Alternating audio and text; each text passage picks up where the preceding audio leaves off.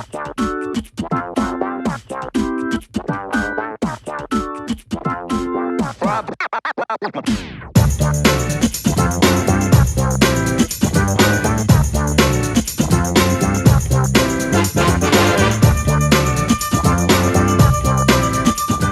up, everybody? How's it going? Welcome to another fantastic edition of Chatting to Someone Important with Knowledge. That's what we're going to do here today. I'm going to invite Dr. Steve Harris onto screen with me. Dr. Steve, how are you doing? Brad, that was an amazing intro. It should be about you, not me. No, I think Doctor... About you. There's no Doctor. No doctor. Okay, no. How do we greet like this? Is it elbows? The question about... Okay. Exactly. Is that because you can't lick your elbow? Can't I? I don't know. Can you?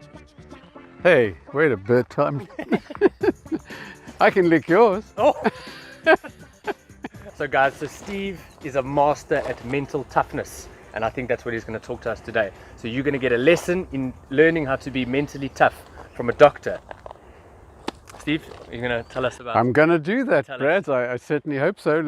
Let's walk and see what comes up. All right, let's do it. Let's yeah, so are you going to ask questions or am I just going to talk? You start talking and then I'll ask questions.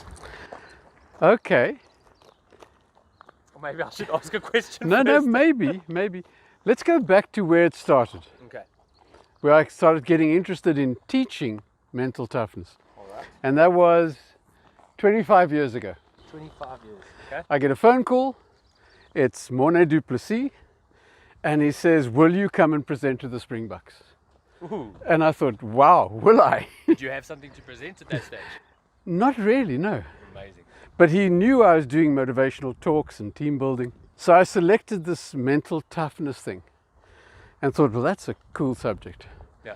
So I remember going into the team room with all these Springboks. There's Francois Pienaar and Chester Williams and Joos van der Westhuizen and Mark Andrews. And I was intimidated. I'm sure. That's quite the... I thought, what now? And so I started, as many of the people in this industry do, and said, have you got any questions? You started with the question. Yeah. I love it. Which you didn't. No, you started the question. I started the question. I was wrong from the beginning. Yeah, you My did. mental toughness. Well, maybe I was wrong. Because they didn't say anything. They just looked at me. They didn't know me. And it was an awkward, long silence. But rescued by this Joburg voice from the corner of the room. He says, yeah, but I've got a question. Sorry, this is recorded. Who the hell died leaving you in charge? Oh. And I thought, okay, this is not going to be very good.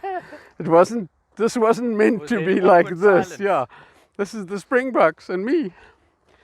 Anyway, I got through that, and since then, well, that is one of the, it's like this COVID thing's punched many people on the nose. Yeah.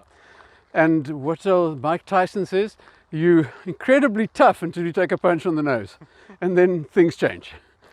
And that certainly changed me. It was a punch on the nose. I've had many punches since. Do we get to know who that Joburg voice was? Well, it's rest in peace, James. Oh. Yeah. It's That's wonderful, great fun. And I've had lots of gigs with them since, and it's been great. I certainly haven't been there recently. I'm way past my sell-by date for that kind of gig. But I do lots of corporates. And so that is the start. That's incredible. Soon afterwards, I was going around to the universities to promote ETA College, our college. Yeah, sorry. You got the right attire for this walk, because this is quite the uphill. Oh, here comes the bike. It was quite the hike up this hill. So, and this walk gets many famous people. That was Gary Kirsten. Was it really? Yeah. Jeez Louise. He's killing it. Good man. He's nice and fit. He should be. Yes, he didn't. So, nevertheless, come back to me. It's about me. Doctor. Yeah, he's Dr. Steve. Dr. Steve. 99 World Cup. Gary Kirsten. Dr. Steve. Okay. Good. I set that up. No, very good. We've production value. We planned that for We months. planned that. Okay, so since then, I've been doing these talks on mental toughness, and I went along to universities to promote ETA, and the head of sports science at University of Western Cape, Professor, Is it above doctor? yes, Ooh, lovely. so I wasn't doctor then. Okay, yeah, just Mr. Steve. Professor Paul Avis says to me, look, I don't want to talk about ETA. You the mind coach of the Springboks. So I said, well, I've obviously been photobombing because you're not supposed to see the back, but maybe I do photobomb. I'm not sure, maybe. Not, it's more your game, that. Photobomb. Photobombing. So he says to me, let's talk about mental toughness. How come you can be the mental toughness coach of the Springboks? Did he ask you that? Yes. All right. So I thought this is like James Small revisited.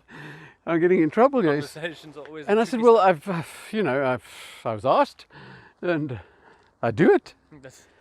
He says, well, you don't know what you don't know. I said, what? Prof, you don't know what you don't know about mental toughness. How come you can do that job without a qualification? In fact, what do you know about it? You know, simply, what do you know? And who taught you? Is there a qualification for mental toughness? It comes. We'll get to that. But I was a bit confounded. And he says, I tell you what, why don't you get to know what you don't know? Yeah, Do a PhD. I'll be your supervisor. And then you'll know at least what you're talking about. And I was a bit embarrassed. And I said, where do I sign? I'm in. Where do I sign? I'm in. I'm in. And I did the PhD with him. He was the supervisor. Sadly, he passed away during it. Oh, no. But yeah, that is negotiated on the way. But nevertheless, I found out I didn't know a lot about it. Was there lots that you didn't There's know about? lots I didn't know, which make me realize lots I still don't know, Ah, which is kind of worrying. But that's lesson one. yeah, You don't know what you don't know. love that. Yeah, so then I at least had he said to me, you know, Steve, and after you got this qualification, you can go around to any sports team, any corporate, stand in front of them and say to them, trust me, I'm a doctor. Well, that is bull as well. So you've got a fun saying about a doctor. Yeah, that is not, but nevertheless, it gets you the job initially. And thereafter, if you screw up, well, you don't got the job anymore. Yeah. It's gone. So that is my kind of intro. Then I started reading a bit and going right back to Stephen Covey's 7 Habits of Highly Effective People, where he says there's 7 habits that highly effective people practice. And they're still applicable, even though his book is long ago. And the 7th one is what made the difference for me. And that's sharpen the saw. And essentially he means, imagine you're in a forest Yes, production value. and you see someone sawing down a tree. And you see they're tired. And you say, but what you doing? Sawing down a tree. Exactly. Yeah. Sawing down. So, but you're looking tired. He says, I'm not tired, I'm exhausted. Why? He says, I've been sawing all day, I've got a whole forest to cut. And you say to him, well, why don't you stop and sharpen that saw? I'm sure it'll go a lot faster then. Listen, pal. Sounds like James again. But I haven't got time to stop and sharpen the saw. I'm too busy sawing. And that was a big lesson. If you're not willing to stop and learn, to sharpen the saw, then you're not going to progress. And if this fly doesn't leave my nose Yes, soon, he's following. Should we stop? we're going to sharpen that fly. Let's just, So what Covey didn't know, because it's the 1980s when he wrote the book, okay. what he didn't know was technology Yes. has changed amazingly. So, in my opinion, he's got to add to sharpen the saw. Why don't you get rid of the saw? Why don't you get a hacksaw, a chainsaw?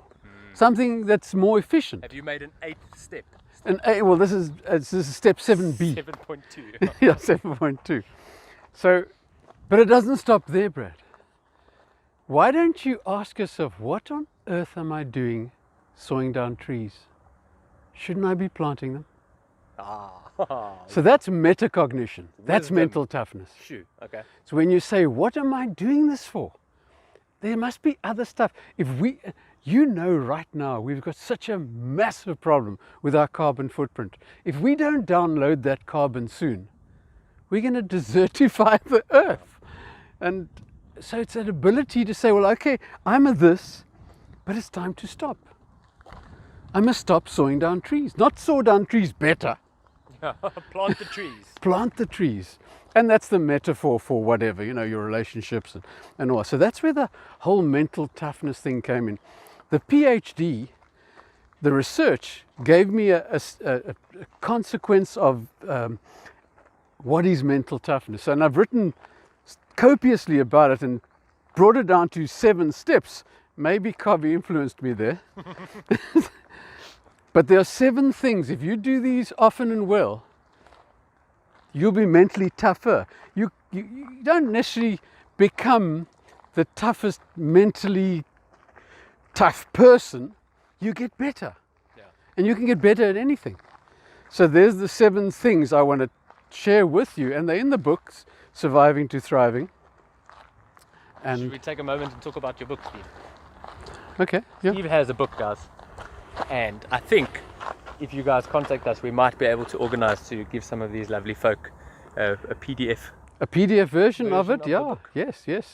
Well, we can't give them a hard copy No. because it moves like us aging it, and it's getting new knowledge, and it's unrecognizable from the hard copy that Yeah. you've got. And that eats trees. And that eats trees. There you go. Absolutely photographer. Lovely camera lady. Yeah. There. Brilliant. And So the, you're writing all the time. You're updating all your the book time. all the time. The current copy is the 4th of October, 2020. It's yesterday. Yes. Amazing. And I just keep finding stuff that I say, oh, that's got to go in. That, you know, and Yeah. changes the whole context. Probably with COVID and With well, elections with and- COVID, for example, a couple of our graduates at ETA have been saying to me, but COVID's been wonderful for them. The one guy said it's even a blessing because he had to change his job. He had to stop doing that. Now he's following his passion. He's opened an art center in Philippi. that's a change. Bongeni. He's just, what? Yeah. And then the other guy is a personal trainer at Virgin Active. Virgin Active Yeah. had to close. They're open again, wonderful place. But while they were closed, he's giving online personal training. And he's Linda's personal trainer. But now what's happened, he's going back to Virgin Active, but keeping the online customers. So he's got twice as much. Absolutely. So he also sees COVID as kind of the flight of the phoenix. You know that lovely story? Yeah. Where the plane crashes in the Sahara and 2-engine cargo plane, and one of the guys is incredibly bright, and I know this engine stuff, so eventually the crew agrees and they take one engine off and fix that other engine with the parts. They all hang on to the wing and they fly off. The flight of the phoenix. The Phoenix Pandemic Club. Are you one? Join the club. I'm going to join. I want to be in the club, please. Put me in the club, please. That's amazing. Yeah, so they're absolutely amazing. Okay, So that's the book, and they can have a PDF copy by all means. There you go. Sorry for that long segue. 7 steps. 7 steps. That's why we're here. That's we're going to go more than 7. Are we going more than 7? Well. 7.3. Point 4. many. Okay, we're supposed to see the beautiful sight, but you're going to see beautiful fog. Oh, thank you, Cape Town. Yeah, Thank you, Cape Town. This is foggy Cape Town. Well, it's when your mind gets foggy, Brad. You need clarity. metaphor. There you Yeah, go. we're going to have to clear that There fog. you go. See what happens if you don't. Maybe we plant come and trees. film tomorrow. So Do you think we can get Gary Kirsten again? we're going to ask him. Oh, maybe come Gary- back. We'll see. Yeah. Many Kirstens around, eh? Peter, Gary, all those. All of them. Yeah, they're all very good sports people. Got lots lined up for you guys today. Okay, so there are 7 chapters. Now, those 7 chapters can stand alone. You get better at that thing, or better at that thing and that thing and that thing. And it's incremental. It develops synergy. If you're better at this and this, it's not 101 is 2. It's 101 is 2.1. and you get all 7, who knows? Yeah. So, the first step, the first thing is concentration. And Brad, so far, you're a star. You're concentrating. Today? Yeah, you're getting. High five, Steve. I can. But COVID, I don't know. Okay. Okay. So you're concentrating, and I use the image of South Africa's most significant icon, Nelson Mandela. 27 years he kept concentration. Concentration that he wanted to improve South Africa to a place where all people could live in it and be bountiful. And he came out of jail, not resentful, but concentrating. So he's our image. If you think of concentration, Nelson Mandela. The go-to guy. He's the go-to guy. He set it up for us all the way. So concentration is about passion. If you don't have the passion for what you're doing, you can't be mentally tough because you've got nothing to draw on. So you start, am I passionate about this? If I'm not, do what Bongeni did. Start an art center. He's passionate about that. Yeah. So all of us, in my opinion, step 1, are you passionate about whatever you do? If you're not, leave. Do something else. Oh, but I need the job. It's just a job. Get another. Yeah. Get a job in something. Get a job you love, Yeah. and then you'll do better. No whinging. So it starts with passion. You know, I remember when I finished my first qualification at Stellenbosch Varsity, I was called up to the army. Ooh. You know, those days you get this brown envelope with this amazing invitation in it, gilt-edged. Please join us to fight the hordes. That makes me scared. The communists. Thoughts of that. The communists who happened to be black, you know, I was just a young surfer boy. I didn't even think about that. But I thought, I don't want to do that. Why would I want to go to the army, for heaven's sake? So the rationale was, you go to the army because you're going to fight terrorism. Heard that recent? Yeah. Yeah, okay. Nah, I think I'll just stay on the beach. No, You you didn't go. wait. Ah. They've got many more reasons. The second one, because God wants you to. Yeah, in the Bible. That's why the children of Ham, they should be slaves. We must. What? What? Nah, no, come on. I don't even understand that stuff. So, nah. Okay. You go to the army because if you don't, we'll lock you up. Okay, I'm going. I'm in. No, I I'll understand. take it. But you know, Brad, I've had so many people in my circle that were brave enough to say, lock me up. Really? Yeah. And it's my one regret in politics, or whatever you might call it, that I didn't have those Those things. to say, lock me up. I should have. Because that was the right choice in that moment. But prison's also scary. So what? But yeah, totally. Compared to apartheid, Yeah, it's absolutely. not scary. Yeah. So I went, and I had no passion, just survive. And at that time, Nelson Mandela was the devil. Yeah. I hadn't even heard of him, actually. So they tell you about Nelson Mandela and how bad he is, and stick a bayonet in him, and what? What would I do that for? Yeah. Anyway, so that was the army. And since then, well, thank heavens we're in a democracy. It's morally correct. There's a couple of challenges here and there, but it's morally correct. And I'd far rather have that than anything else. Concentration started with passion, but then it moves on to planning. Once you're excited about something, you have to plan. Now, you're not going to necessarily get what you plan for, but you certainly won't get it if you don't plan. You're going to get a random result. So planning is about, well, let's take Chan Kim's book, Blue Ocean Strategies. And his easy, well, the book's not easy, but the kind of ready guide is you need 4 quadrants. One is, what must you eliminate in your life? What must you stop doing? Plan to stop that. And in my book, you've got to stop whinging and whining and blaming and naming and complaining, and your life becomes much better. Now, there's lots to complain about. I'm not some sort of Pollyanna existence, but stop it. Yeah. Stop it. not doing anything. It's not doing anything. Stop it. Eliminate it. So once you've eliminated that, you can go on to what must I just reduce, do little less of, as opposed to eliminate. And again, in my understanding, at the moment particularly, I must reduce going down the rabbit hole of conspiracies. It's ridiculous how many people are concerned about stuff they've got no control over, and they're whinging about it and saying, yeah, but Bill Gates is going to put a chip in us, and COVID is a pandemic, not a yeah, that thing. And it's just, why are you bothering with that stuff? Totally. What does that Get book, on with your job. that book you told me to read, was it Fact or Fiction? Was it Fact, that one? yeah, Factfulness. Factfulness. Factfulness is a brilliant book on that. Now, things happen, and some people do conspire, but you can't fix it. Yeah. Fix your life, rather. Why are you going?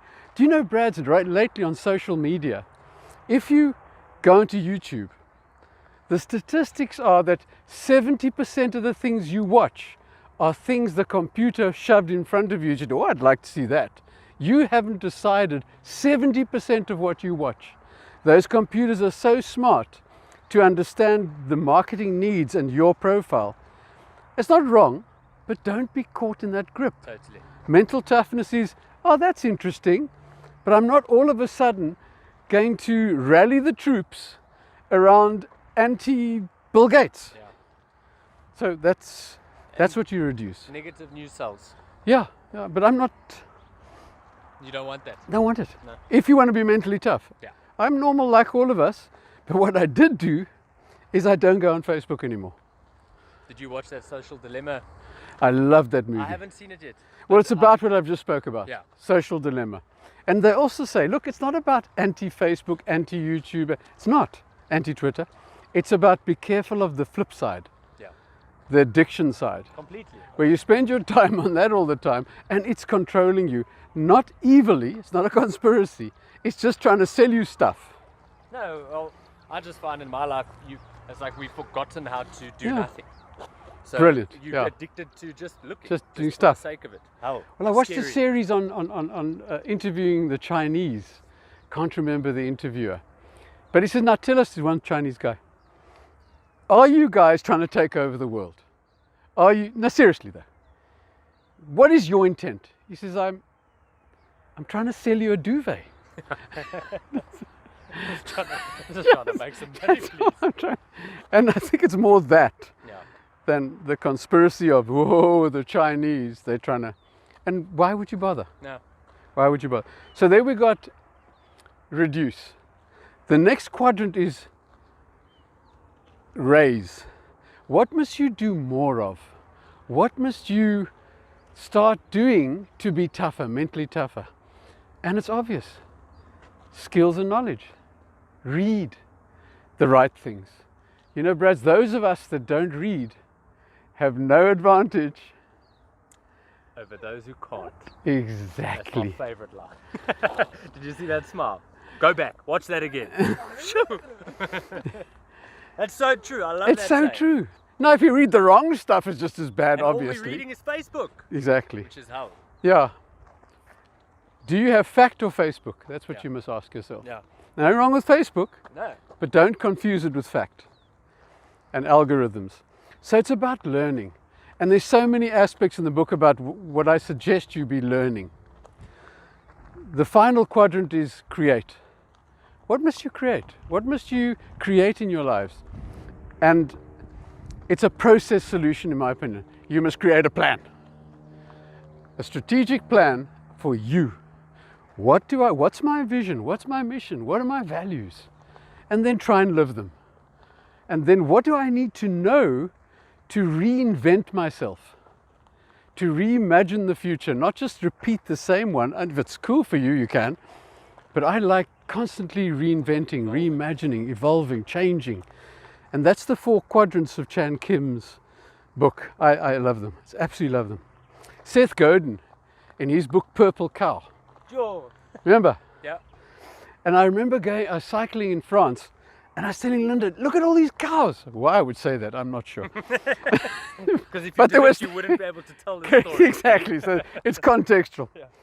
But after a while, I stopped saying, look at all these cows. Why? Because there's nothing special about cows. Seth Godin says, if you want to have cows, have A farm. a purple cow. I was wrong. My level 1 concentration A is... purple cow. People, what? Yeah. A purple cow? You've got to make your cow purple or something. So a differentiator which makes you stand out. Now you can create that by doing the Blue Ocean strategy. Yeah. What's my differentiator? What makes me stand out? Do you want to quickly say what I don't know if they'll read it, but just blue oceans in a nutshell. There's a blue ocean and a red ocean. Okay, good point. Yeah. He contrasts red oceans and blue oceans, and those quadrants are how to get from here to there. You But want to red- get out of red into blue. Correct. Why out of red? I have no idea. I had a conference recently where on a Zoom, and I couldn't see the guy, and he said, I don't like red. And it totally threw me. So it's not about what you like. It's Seth Godin. Not Seth Godin. It's Chan Kim's book. No, but we don't like red. Right. And he didn't like me, obviously. So that was just the way it is. And I got it's another punch. It's another James Small. It's another, I had to ride the punch. So the red oceans are kind of depict lots of competition, lots of boats, sharks. Although I don't want to badmouth sharks now, they're lovely. Yeah. But that sort of thing. Blue, you're on your own. Because of your differentiating factor, you're sailing out there, having an absolute ball. Until they catch you, then you must make it blue again. Yeah. Because there's Everyone goes to the blue ocean. absolutely, they're not stupid. They will. So that's the Chan Kim book. It's a great book. Seth Godin's book is simply about having purple cows, but he's very, very intelligent. He's a great author, and his podcasts are amazing. Okay. So it's very much worth it. Maybe in the video, in the description, we can put Yeah, I books could put that the you've books, yeah, listed. yeah. But why not? The third component of concentration is preparation. So we're going to get back to it, and I want you to observe, because while Steve is giving a masterclass in concentration, I'm giving a masterclass in how gingers get burnt walking in the mountain. Your heart. Thanks. You were saying? So the Third third component of concentration is preparation. The problem is people think they'll rise to the occasion. You don't. You rise to the level of your preparation. That's 99% of the time. So maybe on the occasional day you will pull out an amazing performance. But mental toughness is the ability to manage your mind so that you give your best performance consistently, no matter what is going on out there or in here. Because you've prepared for it. You prepared for it. That makes the difference. So that's where preparation comes in. You give your best performance if you've prepared for it. For the last story in preparation, let's go back to the Olympic Games, 1984. I know it's a long time ago. That was before I was born. Exactly. And me. Yeah. No, not quite. In 1984, Daley Thompson wins the gold medal for the decathlon. You know, the event where you have 10 different events, and he slays the opposition. That's the ultimate athlete event. Ultimate athlete. So the press run up to him and said, Daley, they call the decathlon winner the world's greatest athlete. Why are you the world's greatest athlete? So maybe it's because I'm the world's best prepared athlete? Ha! Pray tell. What do you mean? What do you mean? So I said, I'll tell you what. If I'm competing against you and you're training twice a day, I'll train 4 times a day. If I'm competing against you and you're training 3 times a week, I'll train 6 times a week. If I'm competing against you and you're training in the rain, I'll train in the snow. I know whenever I went to a competition, I was the best prepared athlete at that competition. Maybe that's why they call me the world's greatest athlete.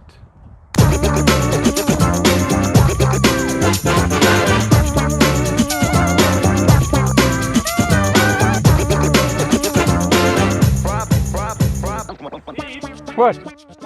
What? We only did one thing. Yes, There's 7. yes. How do we, what do we do? Who's we? Who died and left you in charge? The people in the camera world. Praz, it's a never-ending story. To be continued. Bye.